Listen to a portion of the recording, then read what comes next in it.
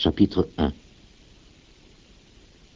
De la part de Paul, serviteur de Dieu et apôtre de Jésus-Christ. J'ai été chargé d'amener à la foi ceux que Dieu a choisis et de leur faire connaître la vérité enseignée par notre religion pour qu'ils possèdent l'espérance de la vie éternelle. Dieu, qui ne ment pas, nous a promis cette vie avant le commencement du temps. Au moment fixé, il l'a révélé par sa parole, dans le message qui m'a été confié et que je proclame par ordre de Dieu, notre Sauveur. Je t'adresse cette lettre, Tite, mon vrai fils dans la foi qui nous est commune. Que Dieu le Père et Jésus-Christ notre Sauveur te donnent la grâce et la paix. Je t'ai laissé en Crète afin que tu mettes en ordre ce qui reste à régler et que tu établisses des anciens d'église dans chaque ville. Rappelle-toi les instructions que je t'ai données.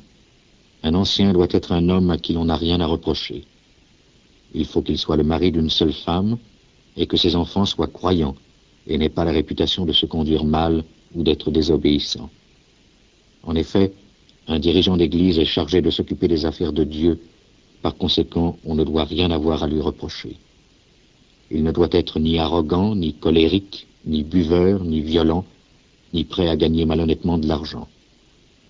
Il faut qu'il reçoive bien ceux qui viennent chez lui et qu'il aime ce qui est bien.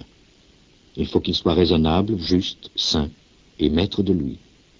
Il doit être fermement attaché au message sûr qui est conforme à la doctrine. Ainsi, il sera capable d'encourager les autres au moyen du véritable enseignement et aussi de démontrer leur erreur à ceux qui s'y opposent. Car il y en a beaucoup, surtout parmi les Juifs convertis, qui sont rebelles et qui trompent les gens par leurs paroles stupides. Il faut leur fermer la bouche, car ils bouleversent des familles entières et enseignent ce qu'il ne faut pas pour gagner malhonnêtement de l'argent. C'est un Crétois lui-même, un de leurs propres prophètes, qui a dit « Les Crétois ont toujours été des menteurs, de méchantes bêtes, des paresseux qui ne pensent qu'à manger. » Et ce qu'il déclare est la vérité. C'est pourquoi adresse-leur de sévères reproches, afin qu'ils aient une foi juste et qu'ils ne s'attachent plus à des légendes juives et à des commandements dus à des hommes qui se sont détournés de la vérité. Tout est pur pour ceux qui sont purs, mais rien n'est pur pour ceux qui sont impurs et incroyants, car leur intelligence et leur conscience sont marquées par l'impureté.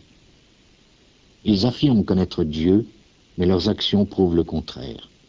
Ils sont détestables, rebelles et incapables d'accomplir aucune œuvre bonne.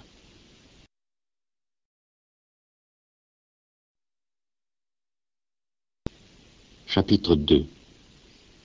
Mais toi, enseigne ce qui est conforme à la juste doctrine. Dis aux vieillards d'être sobres, respectables, raisonnables, et d'être solides dans la foi, l'amour et la patience. De même, dis aux femmes âgées de se conduire comme des personnes qui mènent une vie sainte. Elles ne doivent pas répandre des bavardages malveillants, ni être esclaves du vin. Elles doivent donner de bons conseils, afin d'apprendre aux jeunes femmes à aimer leurs maris et leurs enfants, à être raisonnables et pures, à être des ménagères soigneuses, bonnes, qui obéissent à leur mari, afin que personne ne dise du mal de la parole de Dieu. De même, demande aux jeunes gens d'être raisonnables. Toi-même, tu dois être en tout un exemple d'œuvre bonne. Sois sincère et sérieux dans ton enseignement. Emploie des paroles justes qu'on ne puisse pas critiquer, afin que tes adversaires soient couverts de honte parce qu'ils n'auront aucun mal à dire de nous. Il faut que les esclaves obéissent à leurs maîtres et leur soient agréables en tout. Ils ne doivent pas les contredire et ne doivent rien leur voler. Au contraire, ils doivent continuellement se montrer bons et fidèles afin de faire honneur en tout à l'enseignement qui concerne Dieu notre Sauveur. Car Dieu a révélé sa grâce pour le salut de tous les hommes. Cette grâce nous enseigne à renoncer à une vie mauvaise et aux désirs terrestres pour mener dans ce monde une vie raisonnable, juste et fidèle à Dieu. Elle nous enseigne à vivre ainsi en attendant l'heureux jour que nous espérons, celui où apparaîtra la gloire de notre grand Dieu et Sauveur Jésus-Christ. Il s'est donné lui-même pour nous délivrer de tout mal et faire de nous un peuple purifié qui appartienne à lui seul et soit zélé pour accomplir des œuvres bonnes. Voilà ce que tu dois enseigner en usant de toute ton autorité pour encourager tes auditeurs ou leur adresser des reproches. Ne laisse personne d'entre eux te mépriser.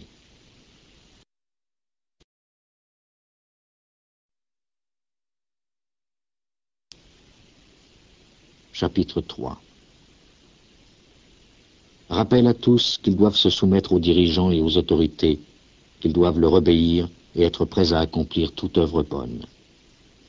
Qu'ils ne disent du mal de personne, qu'ils soient pacifiques et bienveillants, qu'ils montrent continuellement de la douceur envers tous les hommes. Car nous aussi, nous étions autrefois insensés, désobéissants, dans l'erreur. Nous étions esclaves de toutes